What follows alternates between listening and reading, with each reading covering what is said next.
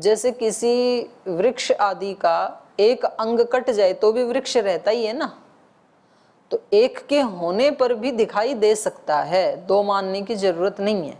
उसके एक चक्षु इंद्रिय एक ही थी, उसके एक अवयव का नाश हुआ है तो चक्षु थोड़ी नष्ट हो जाएगी।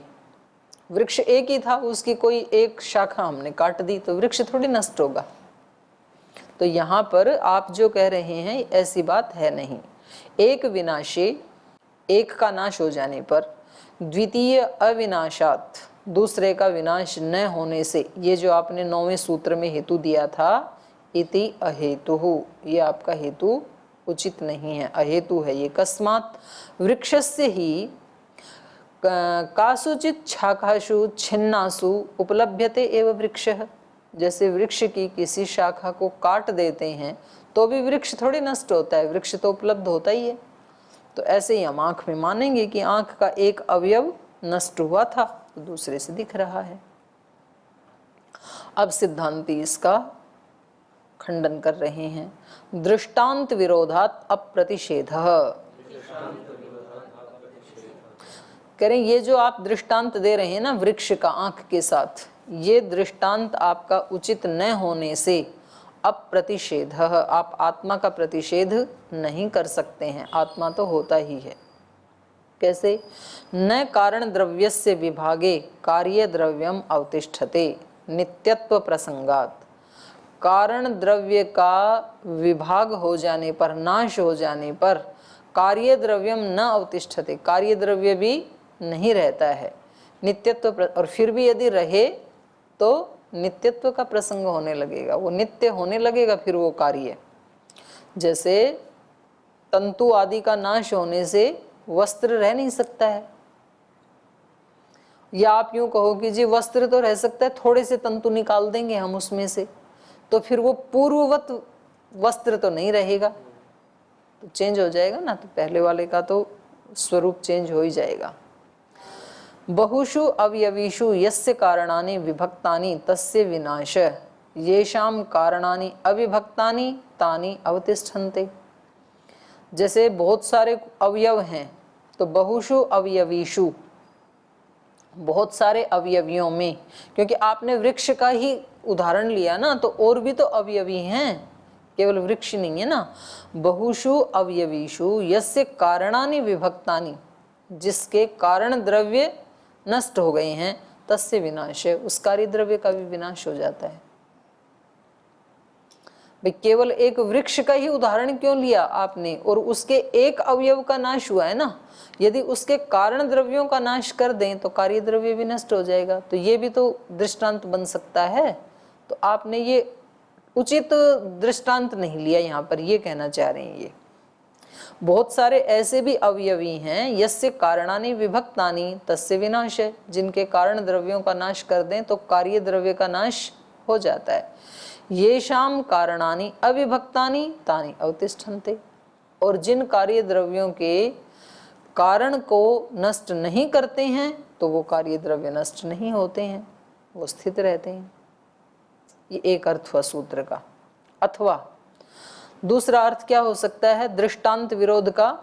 दृश्यमानार्थ विरोध। दृश्यमान मतलब जो दिखाई देता है, तो दृष्टांत विरोधात जो दृश्यमान अर्थ है उसका विरोध होने से अप्रतिषेध है, आत्मा का प्रतिषेध नहीं कर सकते। दृश्यमान अर्थ है माने दिखाई देने वाला पदार्थ। बोले भाई आप इस पे बहस मत करो, एक किसी की खोपड़ी देख लो तो दृश्यमान हो गया ना, तो उस दृश्यमान पदार्थ का तो विरोध आप भी नहीं कर सकते हो।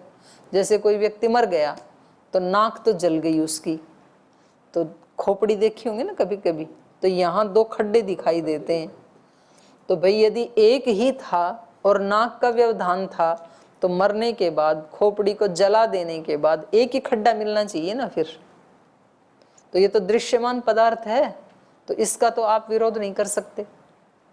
जलाने के बाद भी दो खड्डे मिलते हैं, इससे क्या सिद्ध हुआ? चक्षु दो हैं, एक नहीं है। वही कह रहे हैं दृश्यमानार्थ विरोध, दृष्टांत विरोध है। सूत्र में जो दृष्टांत विरोध है कहा है उसका अर्थ है दृश्यमानार्थ। दृश्यमानार्थ माने दृश्यमान पदार्थ, उसका विरोध। मृतस्य ही शिरः कपाले, जो व्यक्ति मर गया उसका जो सिर का कपाल है, खोपड़ी है, द्वौ अवटौ नासास्थि व्यवहितौ चक्षुषः स्थाने भेदेन गृह्यते। द्वौ अवटौ, अवट मत खड्डा, दो खड्डे, नासास्थि व्यवहितौ, नासास्थि के इधर और इधर दो खड्डे दिखाई देते हैं। चक्षुष स्थाने, जो आंख के स्थान पर खोपड़ी में दो खड्डे दिखाई देते हैं। तो इससे क्या पता लगा, स्थाने भेदेन गृह्यते, माने अलग अलग दिखाई देते हैं और भेद से दिखाई देते हैं। न च एतत् एकस्मिन् नासास्थि व्यवहिते संभवति। तो ये दो खड्डे एक ही नाक की हड्डी के व्यवधान में संभव नहीं हो सकते हैं। अगर वास्तव में ही आपका कथन सत्य होता, चक्षु इंद्रिय एक ही होती और नाक की हड्डी के व्यवधान से ही दो दिखाई दे रही होती, तो मरने के बाद कपाल में एक ही खड्डा मिलना चाहिए था, खोपड़ी में दो नहीं मिलने चाहिए थे। तो इस दृष्टांत का विरोध आप नहीं कर पाएंगे, ये सूत्र का अर्थ है। तीसरा अर्थ कर रहे हैं, अथच एक विनाशस्य अनियमात् द्वौ इमौ अर्थौ तौ च पृथग आवरणोपघातौ अनुमीयेते विभिन्नौ इति। अथवा या फिर एक विनाशस्य अनियमात्, एक के विनाश का अनियम होने से, माने जरूरी नहीं है कि जो आप कह रहे हैं कि एक का विनाश होने से दूसरे का विनाश नहीं होता है, तो ऐसा कोई नियम नहीं है। द्वौ इमौ अर्थौ, ये दो पदार्थ हैं, तौ च पृथग आवरणोपघातौ, और ये दोनों पृथग आवरण वाले हैं। उपघातौ अनुमीयते विभिन्नौ इति, और उन पर उपघात करने से पता चलता है कि वो दोनों अलग हैं। तो उपघात वाला यहाँ है। ये जैसे आप एक चक्षु के आप ऊपर ऐसे उपघात किया, आपने उसको दबा दिया, तो आपको ये पदार्थ दो दिखेंगे। चक्षु को नीचे से या ऊपर से दबाओ आप, तो सामने वाली चीजें दो दिखती हैं ना। तो एक पर उपघात करने से तो दूसरी में तो दो नहीं दिख रहा है, एक से ही दिख रहा है। इससे क्या पता लगा कि ये दो हैं, जिस पे उपघात किया उससे दो दिख रहे हैं, जिस पे उपघात नहीं किया उसमें दो नहीं दिख रहे हैं। तो बाद में करके देख लेना उपघात कक्षा के बाहर जाके। तो कभी कभी बच्चे करते हैं ना, चांद को देख के फिर बोलेंगे देखो मेरे को दो चांद दिखाई दे रहे हैं, और उसको छोड़ते ही फिर एक चांद दिखाई देता है। एकस्य विनाशस्य अनियमात् द्वौ इमौ अर्थौ तौ च पृथग आवरणोपघातौ अनुमीयते विभिन्नौ इति। अवपीडनाच्च एकस्य चक्षुषः रश्मि, उसी को ही आगे बता रहे हैं। अवपीडनाच्च एकस्य चक्षुष, एक चक्षु को पीड़ा देने से माने दबाने से, रश्मि विषय सन्निकर्षस्य भेदात्, रश्मि का और उस पदार्थ के सन्निकर्ष का भेद हो जाने से, दृश्य भेद इव गृह्यते, वो दृश्य भी अलग दिखता है, दो दिखते हैं। तच्च एकत्वे विरुध्यते, तो ये बात चक्षु के एकत्व के विरुद्ध है, चक्षु एक नहीं है। अवपीड़न निवृत्तौ, और जब उस अवपीड़न की निवृत्ति हो जाती है, हम आँख को दबाने से छोड़ देते हैं, तो अभिन्न प्रतिसंधानम इति, तो फिर एक ही पदार्थ दिखाई देता, अभिन्न ही प्रतिसंधान होता है फिर। तो इससे पता लग रहा है कि दोनों चक्षु अलग अलग हैं। तस्माद् एकस्य व्यवधान अनुपपत्ति, एक ही चक्षु में नासास्थि का व्यवधान है, इसकी अनुपपत्ति है, इसकी उपपत्ति नहीं हो सकती है। तो पहले चक्षु के विषय पे आ गए। अनुमीयते च अयम देहादि संघात व्यतिरिक्तश्चेतन इति। तो अब अगला एक और सिद्धांती इनको प्रमाण दे रहे हैं कि इस कारण से भी शरीर आदि से अतिरिक्त आत्मा है, आत्मा को मानो और उसको जानो, आत्मा तो है। पहले तो ये तो तय हो जाए ना कि आत्मा है या नहीं है। आत्मा की परीक्षा का प्रकरण कैसे चल रहा है, यहाँ से शुरू हुआ कि आत्मा है भी कि नहीं है, तो ढूंढें, और है ही नहीं तो क्यों ढूंढें उसको। तो पहले बात क्या चल रही है कि आत्मा ये जो शरीर आदि है इससे अतिरिक्त है, ये शरीर ही सब कुछ नहीं है। तो पहले तो इसको पुष्ट कर रहे हैं ऋषि। और जब कोई चीज है ये पक्का पता चल गया, तो अब हम उसको ध्यान से ढूंढेंगे। फिर भाई जब हमें पता लग गया कि भाई मिट्टी में यहाँ पर हीरे जवाहरात हैं, ये मशीन ने बता दिया पक्का। तो अब व्यक्ति खोदने में लगेगा। पहले तो मशीन से ढूंढता है ना कि यहाँ है भी कि नहीं। हीरे जवाहरात तो छोड़ो, व्यक्ति पानी को ढूंढता है पहले, किसी मशीन को ला करके बोले भाई यहाँ चेक करो यहाँ पानी है कहाँ, और फिर वो मशीन कह दे कि भाई इस कोने में है आपके यहाँ पानी, तो फिर वहाँ पुरुषार्थ किया जाता है। यदि पानी है ही नहीं तो व्यर्थ में खड्डे क्यों खोदें। तो इसलिए आत्मा की परीक्षा करने के लिए पहले ये परीक्षा कर रहे हैं कि आत्मा है भी कि नहीं, केवल ये शरीर आदि ही है, इतना ही सत्य है क्या। तो ऋषि कह रहे हैं नहीं, ये ही सत्य नहीं है, आत्मा तो इनसे अलग है। तो अगला उदाहरण देके बता रहे हैं, इंद्रियांतर विकारात। दूसरी इंद्रिय में, इंद्रियांतर मानी भिन्न इंद्रिय में विकार आने से। कैसे? कस्यचित अम्ल फलस्य गृहीत तद रस साहचर्ये रूपे गंधे वा केनचित इंद्रियेण गृह्यमाणे रसनस्य इंद्रियांतरस्य विकारो रसनानुस्मृतौ रसगर्धी प्रवर्तितो दंतोदक संप्लव भूतो गृह्यते। कह रहे हैं किसी व्यक्ति ने कस्यचित अम्ल फलस्य गृहीत है, किसी ने किसी खट्टे फल को खाया, नींबू को खाया मान लो, जैसे आज मैंने आपको करवाया। तत्साहचर्ये रूपे गंधेवा, तो उस अम्ल फल के साथ उसका रूप और उसकी गंध भी तो सूंघी होगी ना। जिसने नींबू खाया तो उसने नींबू का रूप भी देखा और गंध भी उसकी नाक तक आई ही, जो भी नींबू की गंध होती है। तो रस साहचर्य, रस के साथ रहने वाले, रूपे गंधे व, रूप में या गंध में, केनचित इंद्रियेण गृह्यमाणे, फिर कभी अगली बार नींबू खाया तो नहीं, क्योंकि खाना तो रसन इंद्रिय का काम था, और चक्षु इंद्रिय ने उसको केवल देखा उस रूप को, या कहीं इधर रखा था, घ्राण इंद्रिय ने केवल सूंघा। तो ये अन्य इंद्रिय यदि अलग अलग इंद्रिय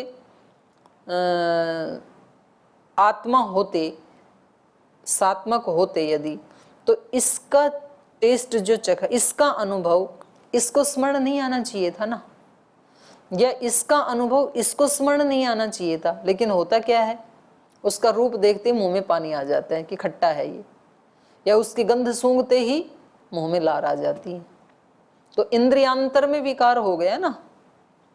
विषय तो था ये रसन इंद्रिय का, और विकार आ गया नहीं, विषय तो था ये चक्षु इंद्रिय का, रूप देखा था, और विकार आ गया रसन इंद्रिय में। या विषय तो था ये घ्राण इंद्रिय का, जो सूंघा, और विकार आ गया जिह्वा में उस गंध को। तो इससे पता लग रहा है कि जिसने रसना से चखा था, और जिसने आंख से उस फल को देखा था, और घ्राण से उसको सूंघा था, वो तीनों ज्ञान कहीं एक जगह जाके एकत्रित होते हैं, प्रतिसंधान होता है, और वो स्थान है आत्मा। आत्मा जानती है उनको, इसलिए वो एक, तीनों में से एक भी कहीं मिलेगा ना तो दो की स्मृति कर लेगा। स्मृतियों का भी प्रतिसंधान होता है। तो गंधे रूपे वा केनचित इंद्रियेण गृह्यमाणे रसन इंद्रियस्य इंद्रियांतरस्य विकार, रसना इंद्रिय से जो भिन्न इंद्रिय है उसमें विकार आ जाता है। रसानुस्मृतो, रस की अनुस्मृति होने पर। रसगर्धी, ये जो रस की इच्छा करने वाला है, रस का जो लालची है, लोभी है। रसगर्धी प्रवर्तितो दंतोदक संप्लव भूतो गृह्यते, तो इसके दांतों में उदक आ जाता है, दांतों के पास पानी आ जाता है, माने लार आ जाती, मुंह में पानी आ जाता है। तस्य इंद्रिय चैतन्य अनुपपत्ति, तो इंद्रियों को चेतन मानने में ये अनुभव नहीं हो सकता है, क्योंकि एक चेतन का किया हुआ अनुभव दूसरे को विकृत नहीं करता है। न अन्य दृष्टम अन्य स्मृति, अन्य का देखा हुआ किसी अन्य को स्मरण नहीं आता है। तो इससे भी क्या पता लगा, इंद्रिय से अतिरिक्त आत्मा है। अब पूर्व पक्षी कह रहा है न स्मृते है स्मर्तव्य विषयत्वात्।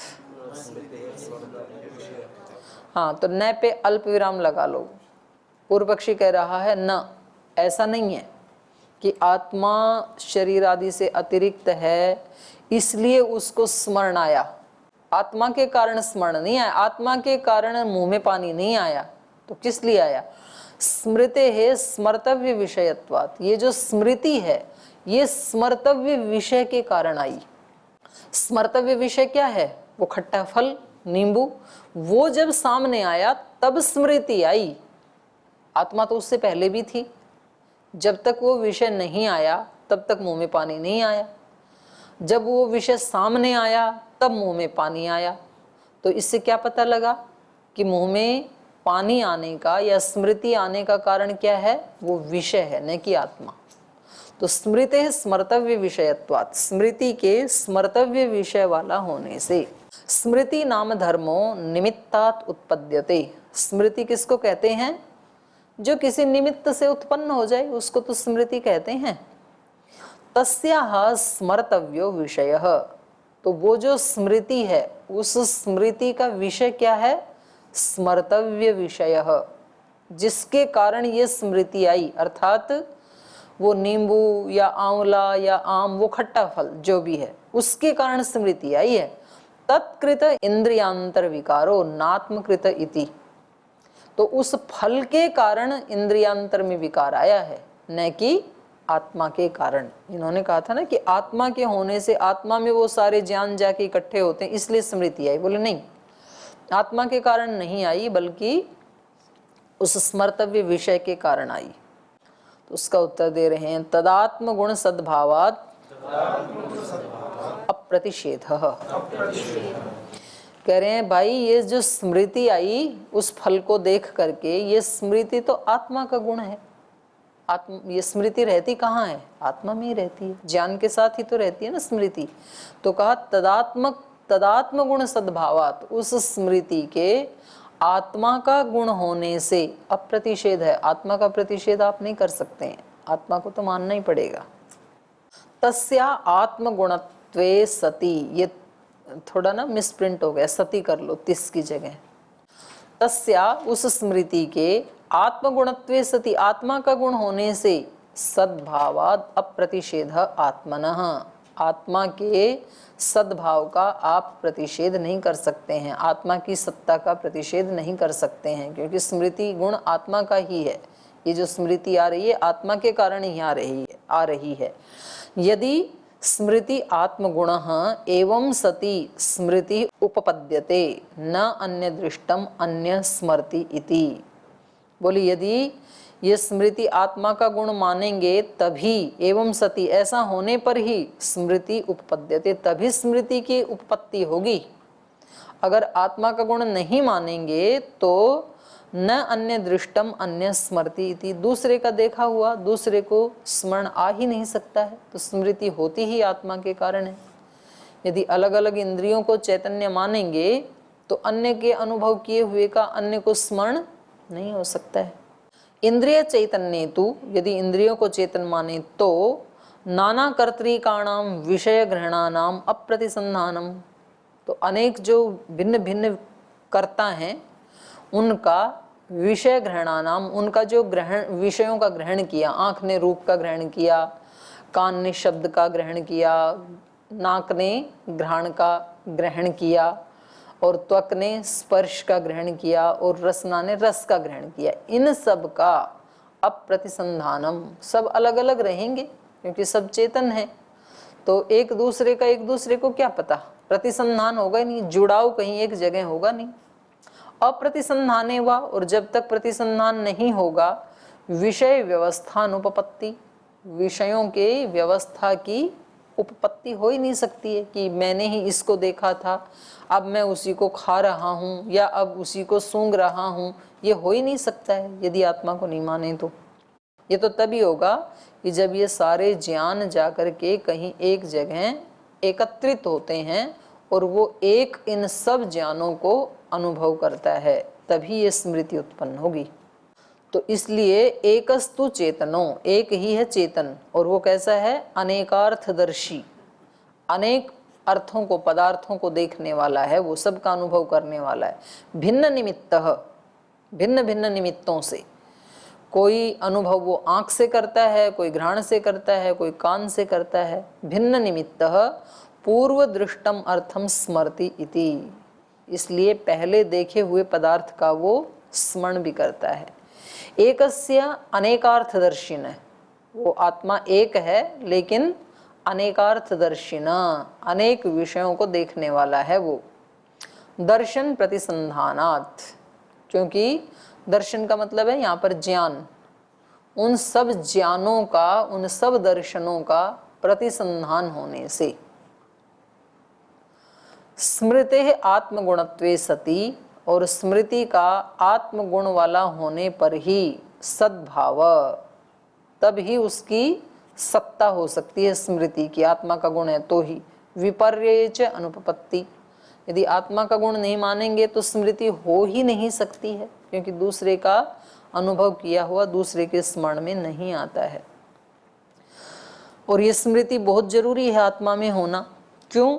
स्मृत्याश्रया प्राणभृताम सर्वे व्यवहाराः, स्मृति के आश्रय से ही तो सब प्राणियों के सारे व्यवहार संपन्न हो पाते हैं। यदि स्मृति ना रहे आत्मा में तो मैं कैसे पहचानूं कि ये वही विद्यार्थी हैं जिनको मैंने कल पढ़ाया था, और आप कैसे पहचानो कि ये वही दीदी हैं जिन्होंने कल पढ़ाया था? तो कोई संबंध ही ना रहे फिर तो, और कहाँ तक पढ़ाया था ये भी स्मरण ना रहे तो कहीं से कुछ भी पढ़ाओ फिर तो हैं, शुरू से करें वो अगले दिन फिर स्मृति नहीं रहेगी, तो खोदते रहो खड्डा, पानी आने का है नहीं, स्मृति रहेगी नहीं। कोई किसी के भी घर में जाके घुस जाए, स्मृति तो है नहीं। तो कितना इस मतलब हम प्रैक्टिकली भी देखें, यदि भगवान ने आत्मा में स्मरण शक्ति नहीं दी होती तो क्या हाल होता हमारा? वही होता जो एक आध कोई पागल होता है जिसको स्मृति भ्रंश हो गया, तो वो कैसी चेष्टाएं करता है, और वैसी ही चेष्टाएं यदि हम सब करने लगते तो इस संसार का क्या होता? तो परमात्मा भी सर पकड़ लेता फिर, अरे एक चीज मिस हुई थी और इन्होंने तो सब सत्यानाश कर दिया सारी सृष्टि का कुछ ही करते हैं हम बिना स्मृति के। तो ये स्मृति बहुत बड़ा वरदान है भगवान का, जिससे हमें चीज़ें पहचान में आती हैं और हम व्यवहार करते हैं। स्मृत्याश्रया प्राणभृताम सर्वे व्यवहाराः, स्मृति के आश्रय से ही सब प्राणियों के सब व्यवहार चलते हैं। आत्मलिंगम, इसलिए स्मृति क्या है? आत्मा का लिंग है, आत्मा का चिन्ह है। स्मृति है तो पता चल रहा है आत्मा भी है, तो निश्चित हो गया ना आत्मा है तो अब ढूंढेंगे। उदाहरण मात्रम इदम इंद्रियांतर विकार इति, और ये जो मैंने इंद्रियांतर विकार आदि के जो उदाहरण दिए हैं आत्मा के लिए, ये तो बहुत कम है, उदाहरण मात्र है ये। अपरिसंख्यानाच स्मृति विषयस्य, स्मृति का विषय तो कितना है? अपरिसंख्य, अनंत। जितने भी व्यवहार हो रहे हैं इस संसार में वो सब किसके आधार पे हो रहे हैं? स्मृति के आधार पे ही हो रहे हैं। अपरिसंख्याय च स्मृति विषयम इदम उच्यते, और ये तो आप भी देखते हो, माने पूर्व पक्षी के भी तो सारे व्यवहार किससे चलते हैं? स्मृति से ही चलते हैं। तो कह रहे हैं ऐसे अपरिसंख्याय च, अपरिसंख्येय विषयों को स्मरण करते हुए, व्यवहार करते हुए, स्मृति विषयम इदम उच्यते न स्मृते है, इन सारे स्मृति के विषयों का, व्यवहारों का उपयोग उपभोग करते हुए आप कह रहे हो न, आत्मा नहीं है। स्मृति स्मर्तव्य विषयत्वात्, स्मृति तो स्मर्तव्य विषय के कारण हो रही है, आत्मा के कारण नहीं हो रही। मतलब व्यवहार सारा वही कर रहे हैं आप भी, नहीं तो आपके भी ना चले व्यवहार आत्मा के बिना, स्मृति के बिना। और जिस चीज का आप प्रयोग कर रहे हो उसी के लिए कह रहे हो कि ये तो है ही नहीं, तो ये तो उचित नहीं है ना। तत्कारी तद्वेषी येयम स्मृति अगृह्यमाणे अर्थे अज्ञाशिषम अहम अमुम अर्थम इति एतस्या ज्ञात्री ज्ञान विशिष्टः पूर्व ज्ञातो अर्थ विषयो न अर्थमात्रम ज्ञातवान अहम अमुम अर्थम असौ अर्थो मया ज्ञातः अस्मिन् अर्थे मम ज्ञानम अभूत इति चतुर्विधम एतत् वाक्यम स्मृति विषय ज्ञापकम समानार्थम। तो कह रहे हैं या इयम स्मृति गृह्यमाणे अर्थे, ये जो स्मृति है या इयम स्मृति, ये स्मृति अगृह्यमाणे अर्थे, जो पदार्थ अभी हम ग्रहण नहीं कर रहे हैं उसके बारे में क्या कहते हैं हम? अज्ञासिसम अहम अमुम अर्थम, मैंने उस विषय को जाना था। तो एक विषय वाली स्मृति तो ये हो गई कि जो विषय हमारे सामने अज्ञात है, और अब कोई व्यक्ति कह रहा है कि आपने वहाँ पर गए थे, आप कर्नाटक में गए थे, तो आपने वहाँ पर महाराजा पैलेस देखा था। तो ये व्यक्ति कहता है अज्ञासिसम अहम अमुम अर्थम, हाँ मैंने उस महल को देखा था। तो अज्ञात के विषय में ये स्मृति है, तो आपको दिखा देंगे, आप ऐसे मत कहो कि नहीं हमने नहीं देखा था। एतस्या, ये जो स्मृति है, इस स्मृति के ज्ञात्री ज्ञान विशिष्ट पूर्व ज्ञातो अर्थः विषय न अर्थमात्रम।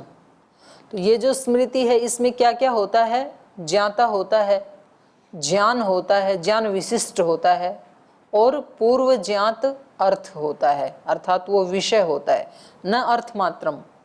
इन्होंने क्या कहा था? स्मृति किससे होती है? स्मर्तव्य विषय से, अर्थ मात्र से होती है। तो बोले अर्थ मात्र से स्मृति नहीं होती है। स्मृति में तीन चीज होनी चाहिए, वो विषय होना चाहिए, और वो ज्ञाता होना चाहिए, और उसने जो जाना था वो ज्ञान भी होना चाहिए, ज्ञान विशिष्ट भी होना चाहिए, तभी तो उसकी स्मृति आएगी। तो तीन चीजें होनी चाहिए, तब व्यक्ति बोलेगा।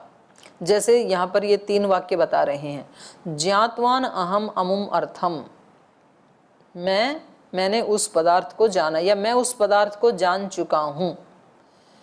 जब हम कहते हैं मैं उस पदार्थ को जान चुका हूं, या यहाँ किसकी प्रधानता है? मैं उस पदार्थ को जान चुका हूं, यहाँ प्रधानता किसकी है?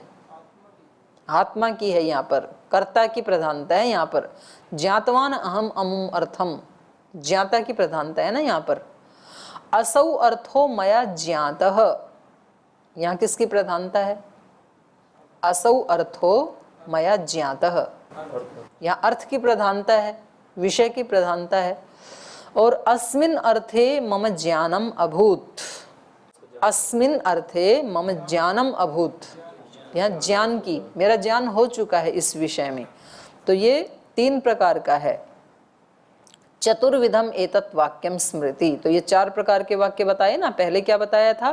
अज्ञासिसम अहम अमुम अर्थम, तो ये तो विषय को लेकर के कह रहे थे। फिर उस विषय के साथ और क्या क्या जुड़ा हुआ होना चाहिए? ज्ञाता, ज्ञान, और ज्ञान विशिष्ट।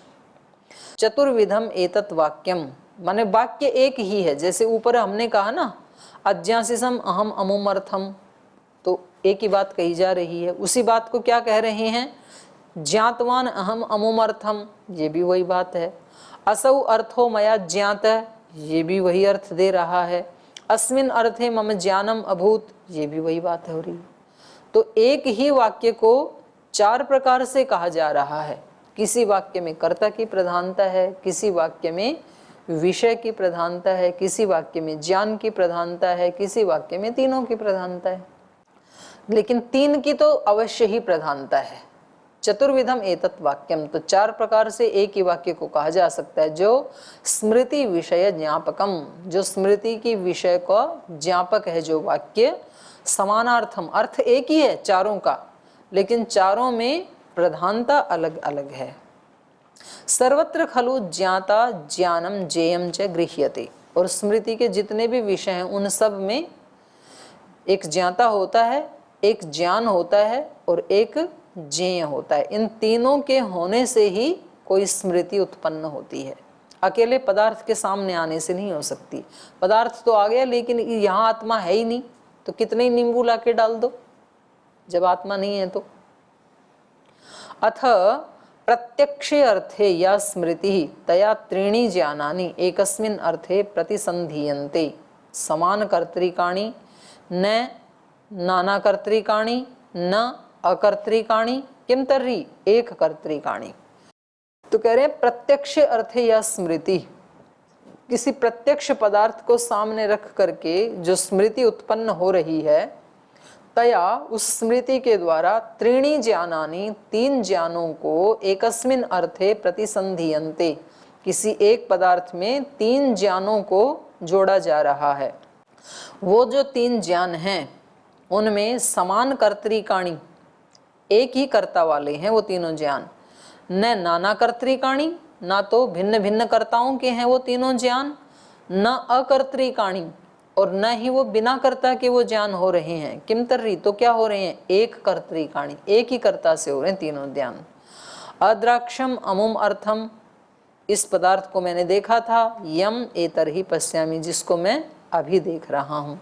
अद्राक्षम इति दर्शनम, अद्राक्षम में अद्राक्षम क्या है, दर्शन, ज्ञान। दर्शन संविच्य, दर्शन और दर्शन का ज्ञान, दो चीजें हैं यहाँ पर। मैंने उस पदार्थ को देखा था, तो एक तो दर्शन मेरा और एक उस दर्शन का ज्ञान, तो दो चीजें हैं। न खलु असंविदिते स्वे दर्शने शात एतत् अद्राक्षम इति, ये यदि संविदित ना हो अपने दर्शन में तो ये व्यक्ति नहीं बोल सकता है अद्राक्षम इति। ते खलु एते द्वे ज्ञाने, तो ये जो दो ज्ञान हैं, एक दर्शन का ज्ञान, एक दर्शन और एक दर्शन का ज्ञान, तो दर्शन और दर्शन की संविति, ये दोनों ज्ञान। यम एवं एतरहि पश्यामि तृतीयम ज्ञानम, उसी को मैं अब देख रहा हूं, ये तीसरा ज्ञान है। एवं एको अर्थो त्रिभी ज्ञानैर युज्यमानो, तो इस प्रकार से एक पदार्थ तीन ज्ञानों से युज्यमान होता है, न अकर्तृको न नाना कर्तृक है, ना तो बिना कर्ता के हो सकता है और ना ये तीन प्रकार का ज्ञान भिन्न भिन्न कर्ताओं से हो सकता है। किम तर्हि एक कर्तृकमिति, एक ही कर्ता को हो सकता है। ज्ञान, ज्ञान की संविति और फिर अब दोबारा उस ज्ञान की स्मृति। स्वयं स्मृति विषयो अपरिसंख्यायमानो विद्यमान प्रज्ञातो अर्थ प्रतिसिध्यते, तो इस प्रकार से ये जो स्मृति का विषय है ये अपरिसंख्यायमानो विद्यमान है, अनंत विषयों वाला होता हुआ प्रज्ञातो अर्थ प्रतिसिध्यते, इसको जानते हुए भी आप प्रतिषेध कर रहे हैं। नास्ति आत्मा, आत्मा नहीं है। स्मृति स्मर्तव्य विषयत्वात्, ये स्मृति तो स्मर्तव्य विषय के कारण हो रही है, तो उसको जान करके भी आप उसकी मनाही कर रहे हैं, ये उचित नहीं है। तो ये जो बाकी की पंक्तियां बची हैं इनको फिर कल करेंगे, आज समय हो गया, आज यही विराम देते हैं। ओम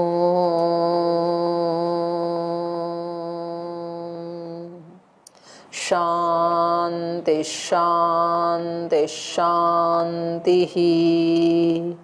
श्री गुरुभ्यो नमः।